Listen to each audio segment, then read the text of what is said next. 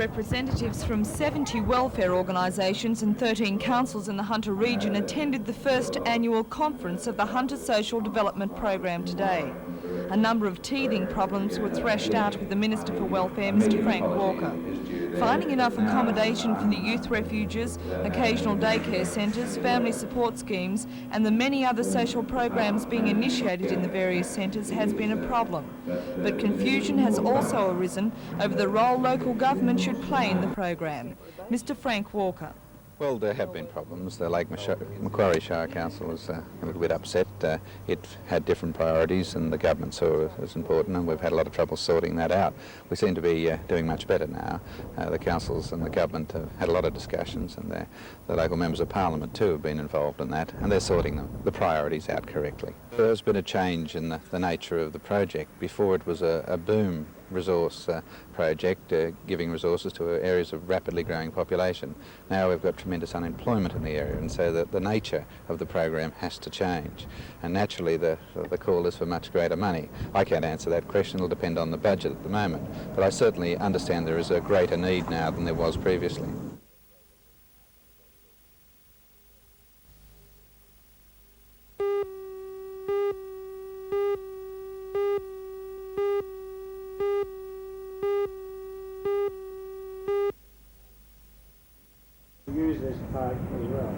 It was a great day in Singleton today, a day for remembering the past and for ensuring its mistakes aren't repeated.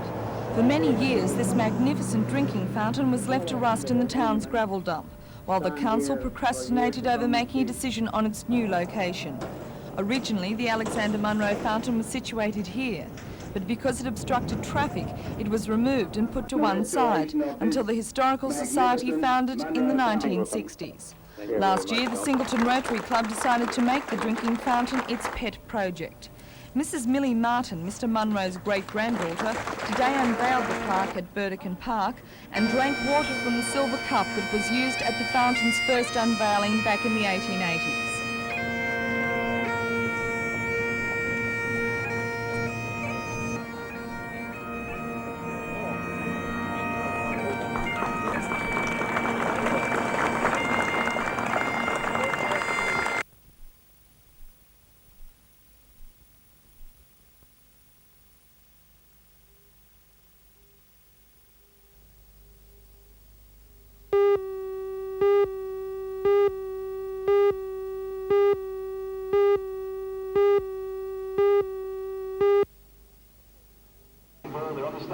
The four-time Mr Motocross Stephen Gall was expected to win, as he has done in the past 3 rounds, but his Yamaha 490 was no match for Jeff Leask, who stole the show in his 480 Honda. Leask won 3 out of the 4 heats, gaining 57 points, but they have come too late for him to stand much chance of winning the Mr Motocross title. With a total score of 130, he is still well behind his series leader Stephen Gall on 163 and Ray Vandenberg on 150. Gall is still expected to win the Mr Motocross title for the 5th time, but in the final round to be held in Victoria next month, he can expect some tough competition from Ray Vandenberg, who only has to gain 13 points to catch up. Comes the checkered flag, and it's a very easy win for Jeff Leask by 5.3, number 3.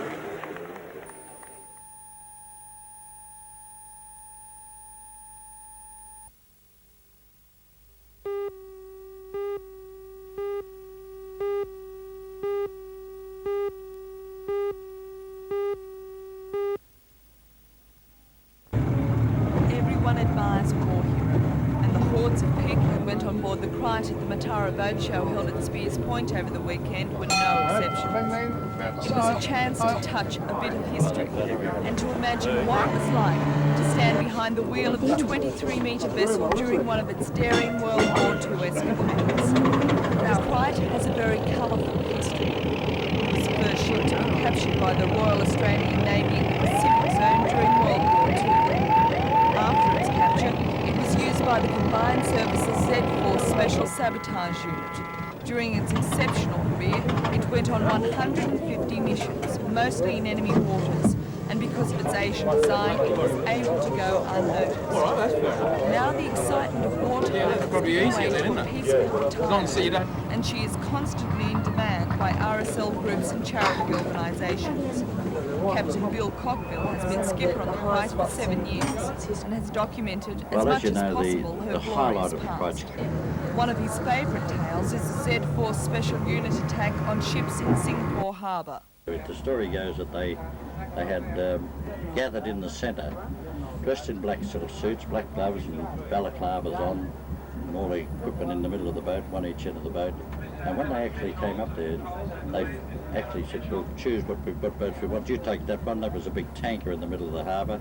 The other canoe picked up the boats anchored. The canoe picked up the boats anchored out in the stream, all loaded vessels. And the other one went alongside the wharf. Arthur Jones was in that one. And he tells the story that he could see the Japanese on the wharf with guards, with bayonets, walking up and down. The whole place was floodlit. There was no problems. They could hear them talking in Japanese. And on one occasion, one chap, when they're underneath a porthole on a boat, one chap leaned out and spat on them. Another chap tipped a lot of hashish out the window, out the porthole on top of them. They just held on and never said a word, just moved along and put their minds on as they went along. The future of the Crite is uncertain. Calls have been made for it to be run aground at the War Memorial in Canberra. Some say that technically this would be a difficult, if not impossible, task. They say it should be left as a living, floating memorial to those men who sailed on her.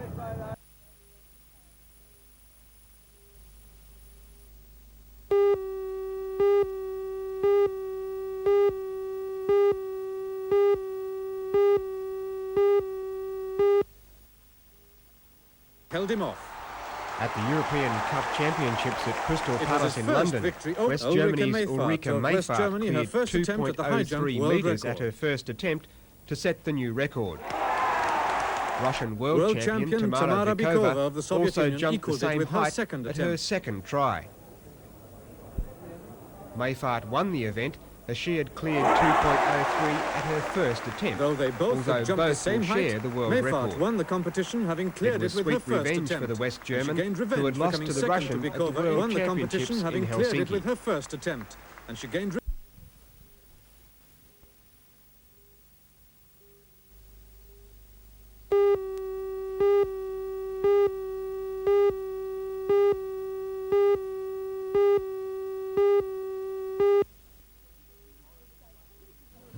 Tomorrow's The state's strike will leave teachers are primary concerned and that in the children August without normal budget- classes, in the fight which the Teachers Federation says will eventually improve the quality of those classes. The Federation has been warned by the Education Department that 700 teaching positions will be lost by natural wastage next year. The Education Department has justified this by citing an expected drop in infants' enrolments. Teachers want staff numbers to remain the same, saying the surplus can be used to provide much-needed services. We maintain that those teachers could be kept on the payroll, but no additional cost to the state government. Those teachers can be used to satisfy the needs of 100,000 kids in special education who aren't at present being catered for. They can be used to satisfy the needs for kids in multicultural education who aren't at present being catered for, in Aboriginal education. And we also believe it could provide face-to-face relief for teachers in primary and infant schools. The Regional Director of Education, Mr Alan Beard, says the Education Department suffers the problem of competition for government money. Well, the problem that is faced in the department is that in secondary schools we need at least another 700 teachers, and so in terms of the total funding, the department wishes to use that money to employ 700 teachers in secondary schools. Unfortunately, as I understand the problem faced by the government, it's a matter of resources and competition for resources.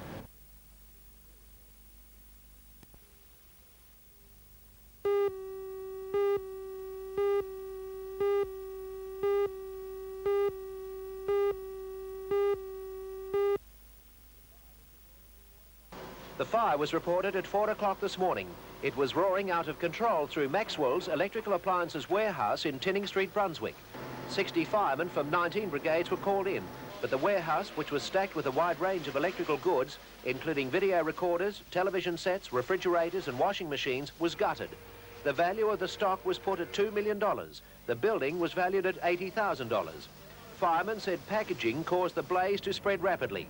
As flames threatened to leap to adjoining buildings, residents in nearby flats and homes were told to prepare for evacuation. Detectives said the fire was started by thieves who were using oxyacetylene equipment to cut their way into the warehouse through a back roller door, but boxes stored next to the door caught fire. Earlier, police had been called to the warehouse after a burglary had been reported, but they found the place on fire.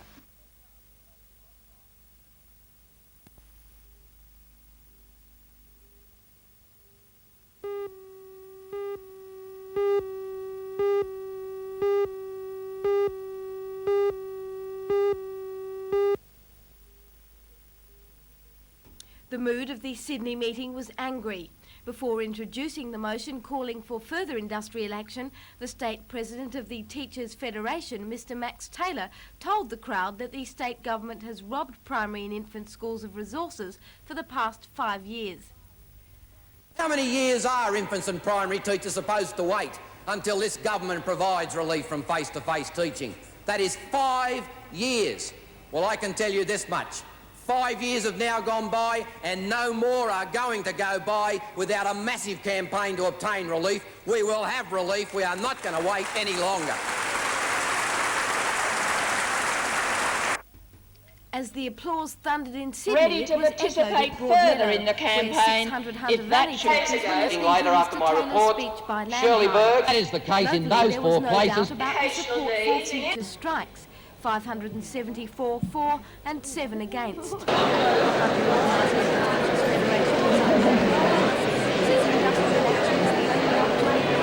Primary teachers have left. We've tried all other avenues. The parents have tried all other avenues with this particular state Labor government, and it appears that sheer force is the only thing that they're likely to take any notice of at this stage. At lunchtime today, the normally crowded playgrounds at most primary schools were empty. Across the state, 86% of pupils stayed at home and 71% of teachers joined in the strike. Deserted schoolyards like this may become a familiar sight over the next few weeks. If their demands are not met in the state budget, the teachers will take further industrial action. Action they say will continue until they get a satisfactory result.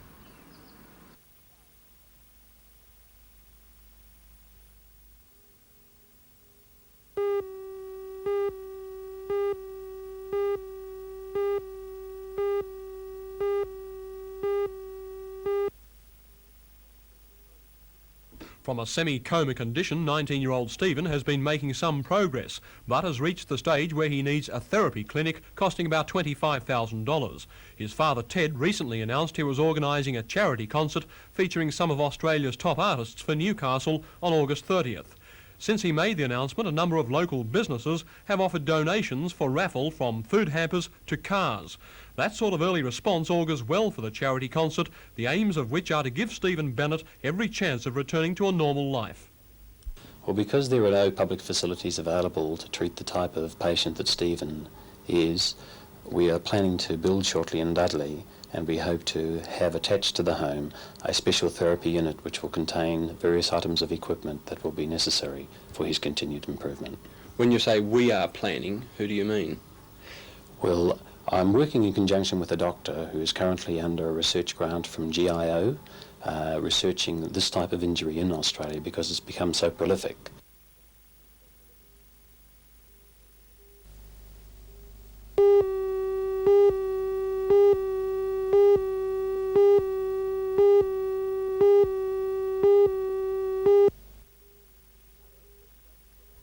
Harris escaped from a gang of men working outside the Goulburn jail 6 days ago. He's serving 5 years for assault and robbery and is considered dangerous. A man fitting his description was seen near the stolen car found by police near Cessnock yesterday afternoon.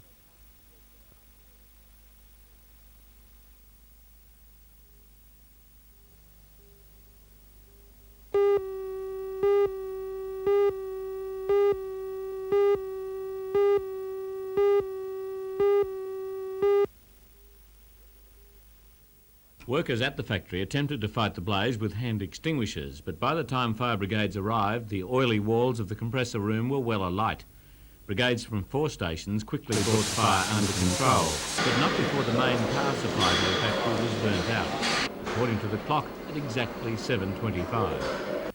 Today, the factory, which employs 145 in the manufacture of specialised equipment, was idle. As the clean-up began and a temporary power supply was established. Firemen say it was fortunate that the factory had an asbestos roof. Exploding panels left holes for the intense heat to escape. If this had not happened, the fire may well have spread further and damage been far worse.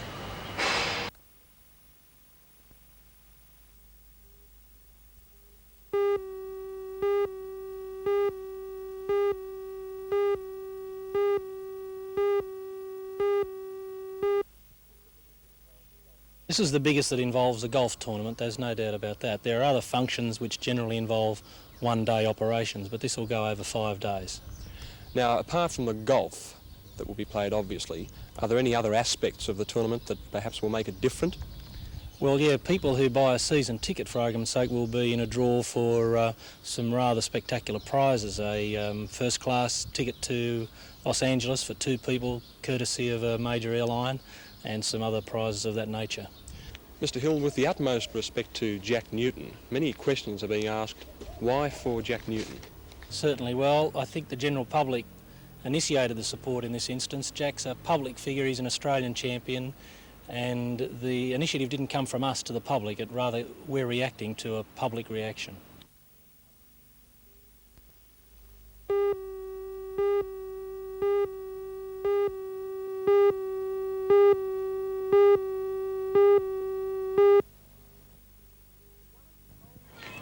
One of the oldest companies in Newcastle, YY Aerated Waters of Lambton, will close down next Tuesday after 63 years in the business. The company blames fierce competition and the federal government sales tax for its demise. 12 employees will go and the company assets will be sold. Shareholders are expected to get a reasonable return of capital from the sale.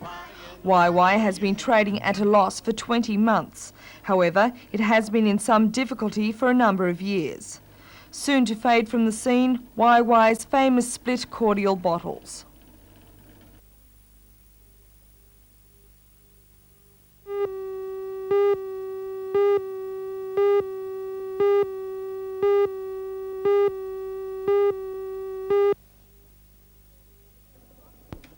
The construction of the third pipeline at Alcan's Curry plant has been described as not only a shot in the arm for the Hunter Valley, but also the whole state. The $200 million project will create 600 construction jobs and a further 125 permanent positions on its completion. The additional potline is a product of an upturn in the aluminium market and what Mr Rand describes as Alcan's faith in the future. Companies of this magnitude, which are prepared to invest $200 million, obviously feel pretty confident about the future. And this is an injection of confidence into the Hunter region, which will be reflected, I hope, throughout the New South Wales economy. Mr Rann also indicated he would push for a third smelter to be built in the Hunter, but he added the problem of financing the massive project still exists. So it's a matter of endeavouring to persuade a new consortium to get together. Now that's a lead time of some years, so we can't expect an aluminium smelter to pop up like a mushroom at Lochinvar. One of the loudest objections against the 1981 Lochinvar smelter proposal came from the Newcastle Ecology Centre. It claimed the fluoride from 3 smelters could damage vineyards in the area, which would in turn have a detrimental effect on tourism. It also questioned the need for another smelter, given the market and the rate of employment at that time. But today, the Ecology Centre says it is willing to take a fresh look at the smelter proposal, considering the high unemployment rate, new smeltering techniques without the use of fluoride, and the revitalised aluminium market. Acting Director, Mr Bob Burkhout. Our attitude wouldn't be one of instant rejection.